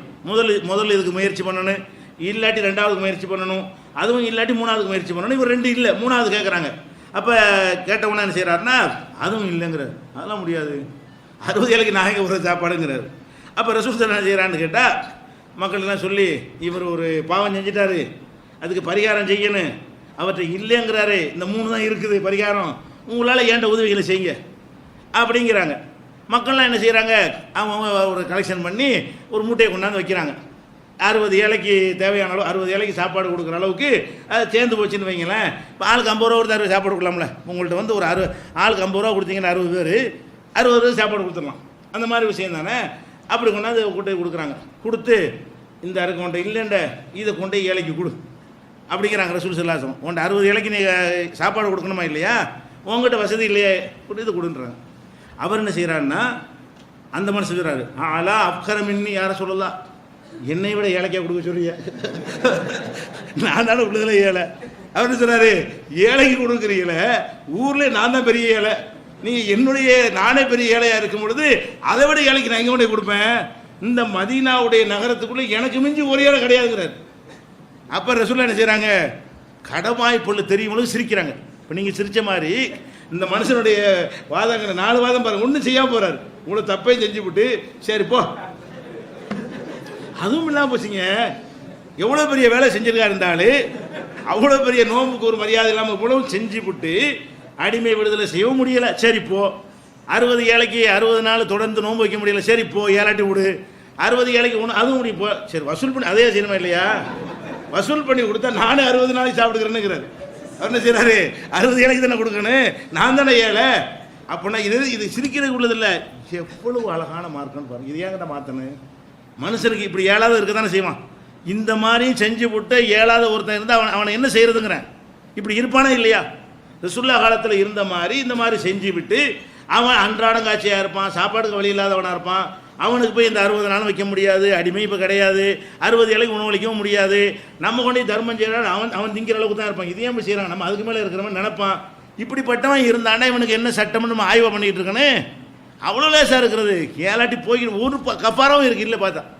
கடைசியில் பார்த்தா இவர் என்னது, இவர் எந்த பரிகாரமும் செய்யலை. அவர் நோன்பை முறித்ததற்காக வேண்டி செய்கிறதுக்குரிய 3 பரிகாரத்துக்கும் அவர் சக்தி இல்லைன்ற உடனே 4வது வசூல் பண்ணி கொடுத்தும் செய்ய முடியலைன்ற உடனே நீனே வச்சுக்கிட்டு போ என்று ரசூல் ஸல்லல்லாஹு அலைஹி வஸல்லம் புகாரியில் 1936வது ஹதீஸில் இருக்குது. அப்போ இதில் நம்ம இது என்ன விளங்கிக் கொள்ள வேண்டும் என்று சொன்னால், அவ்வளவு லேசாக இருக்குது இந்த மார்க்கம். அவ்வளோ நம்மளை கஷ்டமே படுத்தலை, யாராலையும் செய்ய முடியும். ஒரு கஷ்டம் படுத்தாமல் எல்லாரும் செய்ய முடிகிற ஒன்றை எதுக்கு மாற்றணும்? மாறாத இஸ்லாம்னு எதுக்கு சொல்கிறோம்? மாத்திர காரணம் சொல்லு. இந்த விஷயம் எனக்கு முடியாட்டி விடு, ஒரு பதில் தானே. முடியலன்னு ஒருத்தன் சொன்னா என்ன செய்யணும், முடியலண்டா ஏன்டா கஷ்டப்படுற, முடியலன்னு எதுக்கு மாற்றணும்? முடியணும் நிறைய பேர் இருக்கிறான்ல, முடியாத விட்டுட்டு போ. மார்க்கம் இருக்கு, மார்க்கத்தை மாற்ற தேவையில்லை. முடியாட்டி விட்டுட்டு போன்னு சொல்கிறோமே, அதுவும் மார்க்கம் தான், அதுவும் இஸ்லாம் தான், அது வேற ஒரு சட்டம் இல்லை. அதுவும் உனக்கு இஸ்லாம் தான், அதையும் சொல்லித் தருகிறது. எந்த அளவுக்கு என்றால் சில வணக்கங்களை பார்க்குறோம். இம்ரான் இப்னு ஹுசைன் ஒரு சஹாபி, அவர் என்ன செய்கிறாருன்னு கேட்டால், அவருக்கு மூல வியாதி, அவருக்கு மூல பயில்ஸ் வியாதி இருக்கிறது. அப்போ அவர் ரசூலுல்லாஹ்ட்ட வந்து கேட்குறாரு, அல்லாஹ்வுடைய தூதரே, எனக்கு வந்து மூல வியாதியாக இருக்கிறதுனால தொழுவும்போது நின்று தொழ முடியலை. அவர் கேட்குறாரு, நான் மூல வியாதியாக இருக்கிறேன், எப்படி தொழுவது? ரசூலுல்லாஹ் சொல்கிறாங்க, சல்லி காயிமன், நின்று தொழுவுங்கிறாங்க. இப்போ இல்லம் தஸ்தத்தை அதுக்கு ஏறலன்னு சொன்னால் இப்போ காயுதன் உட்காந்து தொழுவு, அதுக்கு ஏன் இல்லை அப்போ அடுத்துட்டு தொழுவு. ரசூலுல்லாஹ் என்ன சொல்கிறாங்க, மூலவியாதியாக இருக்கிறாரு, நின்று தொழுவது பொதுவான சட்டத்தை சொல்கிறாங்க. அவர் என்ன சொல்கிறாரு, நின்று இப்படி சொல்ல முடியும், மூலவியாதிக்கு தானே, அதுதானே முடியாது, அதுதானே கேள்வியை கேட்குறேன். அப்போ உட்காந்துக்க, உட்கார முடியாதுல்ல, மூலவியாதிகள் உட்கார்ந்தாங்கன்னு சொன்னால் அதுவே அழுத்தத்தை உண்டாக்கி அவங்களுக்கு சிரமமாக இருக்கும். அந்த அழுத்தம்லாம் இல்லாமல் தொழுவது பெரிய மூலம்னா பெரிய மூலமாக இருந்திருக்கு அவருக்கு. சின்ன சின்ன மூலம் இருந்து அதுக்காண்டி அதெல்லாம் காரணம் எடுத்துக்க கூடாது.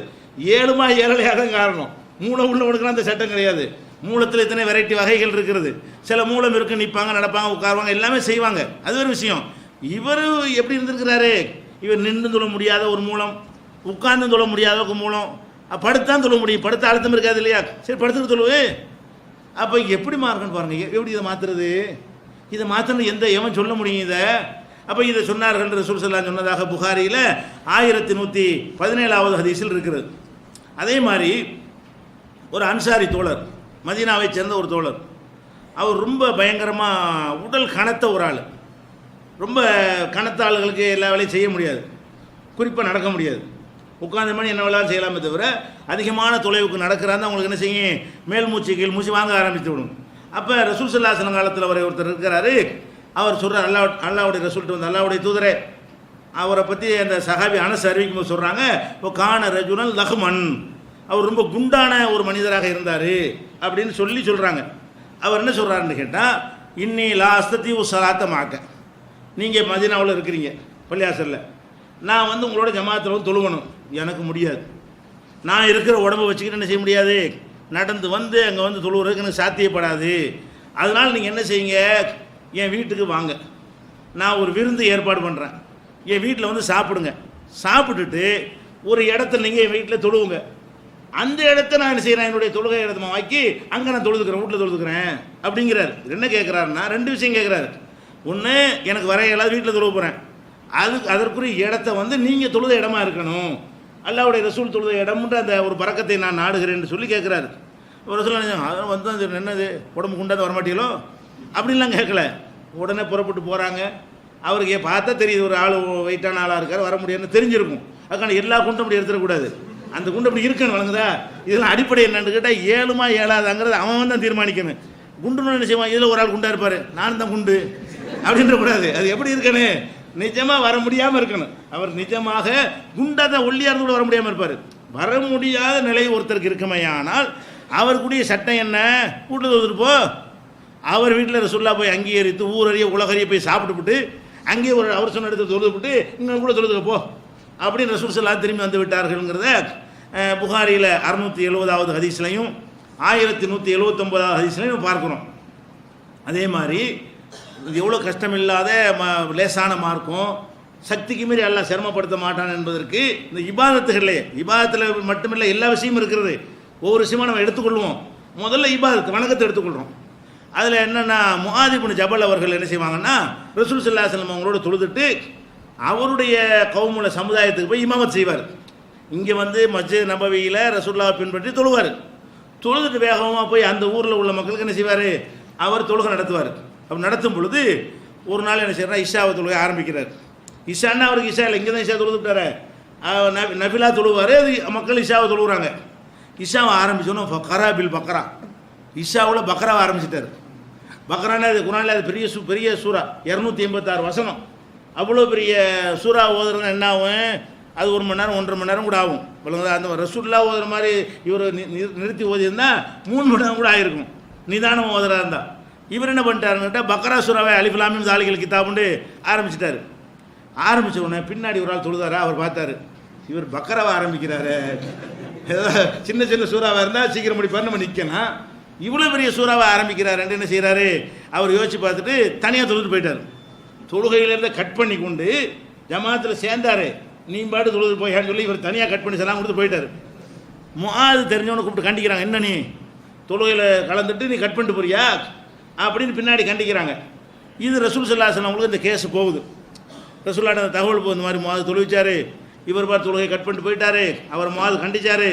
அப்படின்ற உடனே முஆத் ரசூலுல்லாஹ் கூப்பிட்டு ஃபத்தானுன் 3 தடவை சொல்கிறாங்க. ஃபத்தான்னா குழப்பஞ்சேரியா, யாரை கண்டிக்கிறாங்க, ஓடி போனார், அவரை கண்டிக்கலை, தொழுகையை கட் பண்ணிட்டு போனார், அவர் ஏழாமல் கட் பண்ணிட்டு போகிறாரு. இவர் 3 மணி நேரம் இழுத்து அவருக்கு முடியுமா? அவர் பல வேலை உள்ளவராக இருப்பார். இவர் 3 மணி நேரம் தொழுகை இழுத்தாருன்னா அவருக்கு ஏதாவது தெரிகிறது. அப்போ யாரை கண்டிக்கிறாங்க? ஃபத்தானுன் ஃபத்தானுன் ஃபத்தானுன் சலாசமர்ரா, 3 தடவை முஆதை இன்னைக்கு சொன்னார்கள், நீ குழப்பம் செய்கிற என்று சொல்லிவிட்டு அமரஹு பி சூரத்தைனி மின் அவுசத்தில் முஃபஸ்ஸல், நடுத்தரமான சூறா 2 சூறா ஓது. இதுக்கு அவ்வளோ பெரிய சூறா ஓதுற? அந்த மாதிரியாக ரசூல் ஸல்லல்லாஹு அலைஹி வஸல்லம் அவர்கள் தொழுகையை ஒருத்தர் கட் பண்ணிட்டு போனார், எவ்வளோ பெரிய குற்றம் நம்ம நினைப்போம். நம்ம கூட விளங்க தானே இருக்கிறோம். ஒரு ஆள் பெருசாக நீட்டுறாருன்னா பின்னாடி வர வேலை நமக்கு தெரியும். நம்ம 7:30 மணி ட்ரெயின் டிக்கெட் எடுத்து வச்சுருப்போம். இவர் நின்றவுடனே 8க்கு தான் முடிப்பார். நம்ம இப்படி டிக்கெட் பிடிக்கிறது வந்து சேர்றோம். இவர் நீட்டுறதை பார்த்தா என்ன செய்ய முடியாது? 7:30 மணி ட்ரெயினை பிடிக்க முடியாது. தொழுகை தனியாக கட் பண்ணி சொல்லி போயிட்டு இருக்க முடியாதுண்ணே. ஜமாத்தில் சேர்ந்துட்டோமே இருந்த அப்படிங்கிற மார்க்கம் இல்லைங்கிறேன். அப்படி இருந்தால் நீ என்ன செய்யலாம்? என்னடா மார்க்கம் இவங்க சொல்ல கேட்டுட்டு பஸ்ஸை ட்ரெயினை மிஸ் பண்ணிட்டேன் அப்படின்னா நீ அறியாமல் பண்ணியிருப்பேன். உனக்கு நான் மார்க்கமாக பண்ண சொன்னிச்சு. உனக்கு 7:30 மணிக்கு தான் ட்ரெயினுன்னா 7 மணிக்கு அவர் முடிப்பார், 7:15 முடிப்பார்னா போய் சேரு. இழுப்பார்னா நிப்பாட்டின்னு தனியாக தொட்டு போயிட்டேரி. மார்க்கம் எங்கே காரணமாக இருந்துச்சு? நீ ட்ரெயினை விட்டதுக்கு உன்னோட அறியாமல் காரணமாக இருக்கும். அப்போ மார்க்கம் அழகாக தானே இருக்கிறது. இந்த சஹாபி தொழுகையை விட்டு முடிச்சுட்டு போனவரை கண்டிக்கவே செஞ்சு இவரை கண்டிச்சு நம்ம பாரில் யாரை கண்டிக்கணும்? பெருசான வஸ்து நல்லதானே செஞ்சார், பெரிய சுராதம் ஓதுனார் அப்படின்னு இருப்போம். நம்மளாக இருந்தால் நம்மளில் உள்ள மார்க்க பேணுதல் உள்ள அஜித் போய் கேட்டால் என்ன செய்வாங்க? ஏன் நல்ல காரியம் தானே, பெரிய சூறா தானே, தப்பா சூறா ஒரு தப்பான்னு இப்படி லாஜிக் பண்ணுவாங்க. ரசூல் அதை பார்க்கல. மார்க்கத்தை நாளைக்கு மாற்றணுன்ற கூடாது. மாறாத இஸ்லாம் இது. எவனை இதில் வந்து இந்த கஷ்டம் அந்த கஷ்டம் சொல்லக்கூடாது. அவன் முடிச்சுட்டு போய் தனியாக சொல்லுதான் பரவாயில்லை, நீ செஞ்சு தப்பு, அந்த ஆள் செஞ்சு தப்பு இல்லை. இது புகாரியில் வந்து 701வது ஹதீஸில் இடம்பெற்றிருக்கிறது. அப்போ இந்த மாதிரியாக ரசூல் ஸல்லல்லாஹு அலைஹி வஸல்லம் அவங்களுடைய இன்னும் நிறைய இருக்கிறது. ஒவ்வொரு இபாதத்துகள்லையும் ஒவ்வொரு சட்டத்திட்டங்கள்லையும் எத்தை எடுத்துக்கொண்டாலும் இயலும்னாச்சே இயலாட்டி விட்டுரு. இதான் மார்க்கம். இந்த மார்க்கம் எப்படி சொல்லுது? இயன்றால் செய்யி, இயலாட்டி விட்டுரு. இப்படியான ஒரு தத்துவம் இருக்குமையானால் இது மாறணுன்ற ஒரு தத்துவமா, மாற தேவையில்லாத தத்துவமா? இந்த மாதிரி ஒரு சட்டம் உலகத்தில் எங்கேயுமே கிடையாது. எந்த மார்க்கத்திலையும் சொன்னதை செஞ்சு அதான் பிடிச்சி நிற்பாங்க. அதை வரட்டு பிடிவாதம் முடிப்பாங்களே தவிர செய்யாட்டு கடவுள் கோவிச்சுக்கிறவார் அது இதுன்னு சொல்லி அதுக்கு பரிகாரமாக அதை விட கஷ்டமாக இருக்கும். அந்த காரியத்தை செய்கிறதா கொஞ்சம் லேசாக இருந்திருக்கும், அதுக்கு பரிகாரம்னு சொல்லுவாங்க, அதுக்கு மேலே கஷ்டமாக இருக்கும். அவனை சாவடித்து அவனை ஒன்றுமில்ல பிள்ளையை கொண்டு நரபலி கொடுக்குற அளவுக்குலாம் ஆக்கிவிடுவாங்க.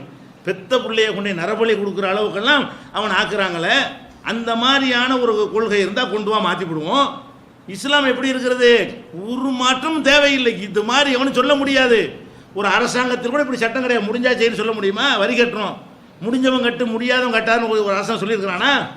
நம்ம நாட்டில் சட்டம் இருக்காங்க, கட்டினா கட்டி தான் வாங்கணும். தீப்பெட்டி வாங்குறியா, அவர் ₹1 தீப்பெட்டி வாங்கினா 10 காசு வரி.